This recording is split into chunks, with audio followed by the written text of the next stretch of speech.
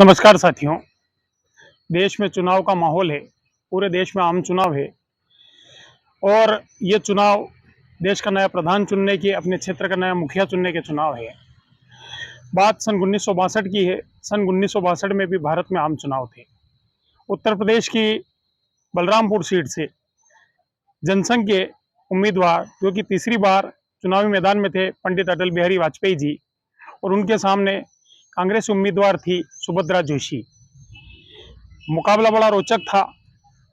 तो सुभद्रा जोशी जी जो थी, वो हमेशा सभा में एक बयान देती थी कि आप मुझे मौका दीजिए, मैं 12 महीनों 30 दिन 24 घंटे आपकी सेवा में तो उपलब्ध रहूंगी। इस पर चुटकी लेते हुए अटल बिहारी वाजपेयी जी ने एक सभा में बोला कि सुभद्रा जी कहती है कि आप मुझे मौका दीजिए, मैं 12 महीने 30 दिन 24 घंटे आपकी सेवा में उपलब्ध रहूंगी।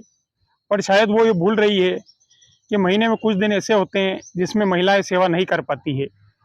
और ये इनका व्यक्तित्व दिया, उस समय दिया हुआ बयान बड़ा वायरल हुआ। और जब किसी ने सुभद्रा जोशी जी से पूछा तो उन्होंने कहा, मैं इस पर कोई जवाब नहीं दूंगी, इस पर जवाब मेरे क्षेत्र की जनता देगी, मेरे मतदाता देंगे।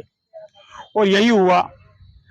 जब चुनाव परिणाम आए तो अटल बिहारी वाजपेयी जी 2550 वोटों से वो चुनाव हार गए और सुभद्रा जोशी वहाँ की सांसद बनी।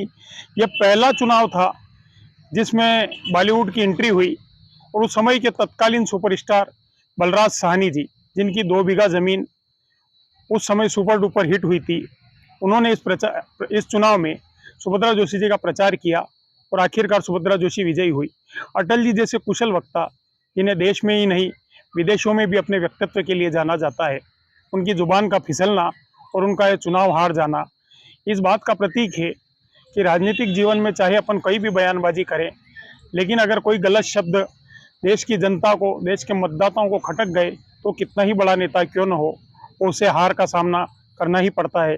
और यही कारण अटल जी के चुनाव हारने का रहा, क्योंकि वो व्यंग्यकार थे, अच्छे कवि थे, लेकिन उनकी जुबान फिसली और वो चुनाव हार गए। उसके बाद उन्होंने बहुत अफसोस भी जताया कि मुझे षड्यंत्र कर चुनाव हराया गया है। इसीलिए कहते हैं कि राजनीति में जब भी बयानबाजी करें तो सोच समझ कर करें, क्योंकि दिया हुआ बयान, मुख से निकली हुई बात वापस नहीं आती है।